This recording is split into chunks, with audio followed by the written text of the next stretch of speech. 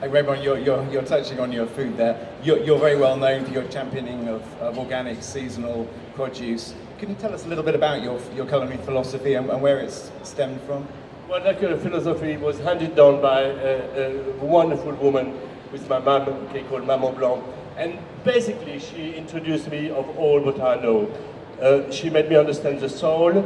Okay, that basically great food come close to home. Okay, and of course, no better place than your own garden. That's why I grew a garden at the Manoir 4 Saisons. Okay, then get to know your seasonality, get to know your varietals. A potato is not just a potato. You know, a carrot is not just a carrot. Okay, so get to know size and varietals. How, you know, it's on. So equally, I think she taught me the art of giving, the art of generosity. I think we are lucky to run the most incredible industry, which is you touch everything: art, HR issues, architecture, you touch design, you touch people all the time, people who work with you, or people you give it to. Okay, so I think generosity must be the most important thing. Of course, training is a very important issue. Again, I just talked about it a moment ago. And also constantly reinventing oneself, making our standards better and better. And I think England can be proud of itself. Because I had a joke about the fish finger, but now England is no joke. England is on its way. It's exciting to see an industry which is extremely dynamic, extremely creative, and it's actually interesting. As a Frenchman, I owe you a lot. May I tell you why I owe you a lot? Because I was such a stereotype Frenchman, so completely French, even the accent was French. Okay, and what I did in Great Britain is to embrace your culture, to embrace your multicultural culture, i.e., through my travels, through my meeting, but you don't realize you have a very excellently, wonderfully integrated multicultural society, far more than in France. And Raymond, how does that feed into your cuisine at Le Manoir? Well, all accents from elsewhere. And forever, from the moment I came in England, I discovered ginger, I discovered lemongrass, I discovered all sorts of spices. I discovered curry, I discovered all these things. After all, curry is your best national dish, okay? So chicken tikka. Well, it's okay, it's all right, nothing wrong with that, you know? And that's maybe in that multifaceted gastronomy that you are now expressing yourself, okay? And yes, and well, no more, and that's okay. Yeah. What would you do, if there's one thing you'd change in British hospitality, what would you change for the better?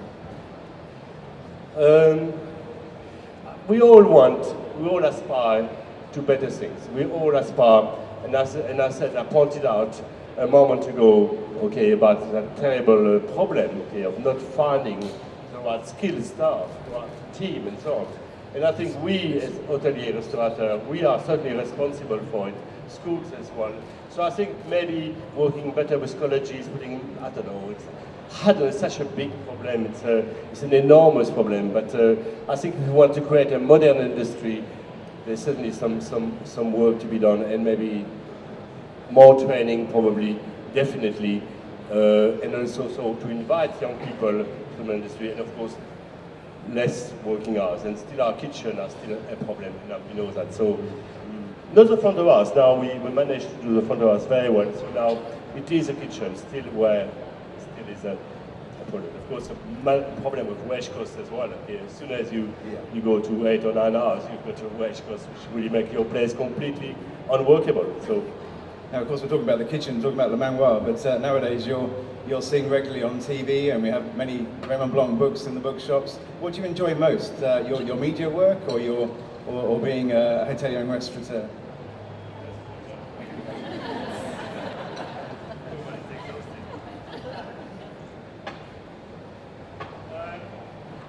I think I enjoy both. It's I didn't want to do television for many years, and I refused to be part of this show, which would dehumanize cuisine through sensationalization of violence. There will be millions of numbless people watching chefs undermining young people. So I didn't want to be cuisine rock and roll and cuisine all that business.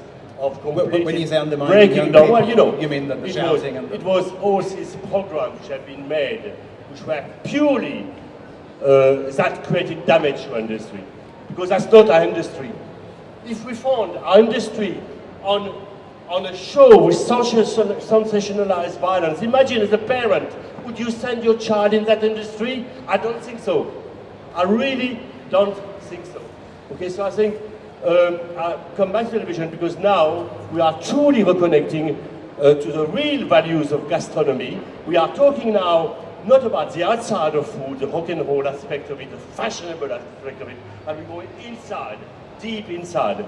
And that is really exciting. And that's why maybe I've passed from entertainment to factual on BBC, okay, just to touch, you know, and try to create some programs which are as authentic as possible, and which show our food, that food connects with everything, with the landscape, with environment, with the family. What kind of society we're creating tomorrow? Will our village tomorrow have a post office or not?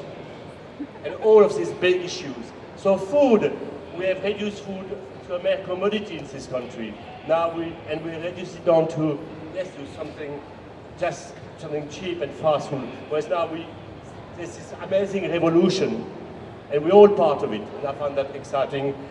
And I think there are new values coming up, and you are building them yourself. Thank you, Raymond. That's fascinating. A couple of questions I'm going to roll into one because I'm aware of time passing. I'd like to know what ambitions you still want to achieve, and also what will we be seeing you do next? What's next for Raymond Blanc? I've never been an ambitious man, so I don't know what exactly the turn of the question. You've but done badly for a non-ambitious man. I just love what I'm doing. I love people. And when I stop loving people, I stop doing what I'm doing. Because to me, our industry is all about people. People who work with you or people you're giving it to.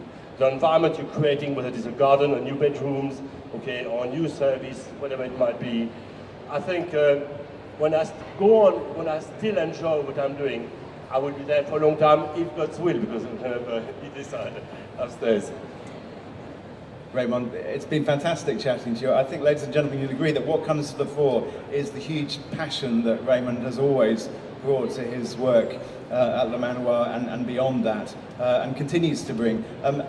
Because of that passion, I think that Fresh RM, the company that's responsible for bringing us all here to Hotelympia every 2 years, has decided to award a very important accolade to Raymond, and that's the Lifetime Achievement Award at this year's Hotelympia. So it's my pleasure to welcome on stage from Fresh RM, Toby Wand.